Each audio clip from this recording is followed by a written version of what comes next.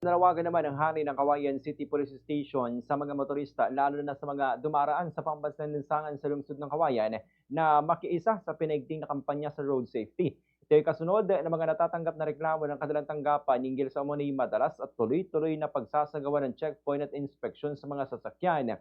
Sa panayam ng Bomb Radyo Cauayan kay Police Lieutenant Colonel Avelino Canceran Jr., Chief of Police ng Cauayan City Police Station, sinabi niyang bahagi lamang ito ng direktiba ng Road Safety Council ng Isabela matapos maitala ang mataas na bilang ng vehicular accidents sa lalawigan.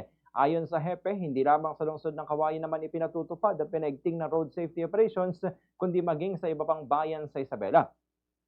Dagdag pa niya, katuwan ng Philippine National Police sa operasyon ng Isabela Highway Patrol Group o HPG at ang Public Order and Safety Division na post din ng mga lokal o poso ng mga lokal na pamalaan. Nilinaw ni Police Lieutenant Colonel Canceran na kung kumpleto ang dokumento ng mga motorista, wala naman silang dapat ipangamba sakaling sila ay mapara sa checkpoint.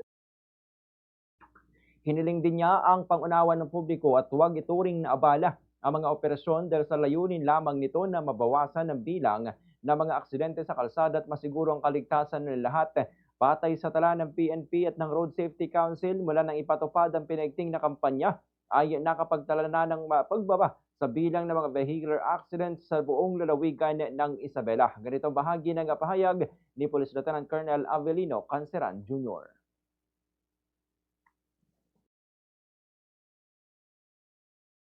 Pag-implement dito po sa pag-checkpoint with regards to the motorcycle at hindi lamang po motorcycle, kumbaga kasama na po yung mga sasakyan diyan, yung mga four wheels.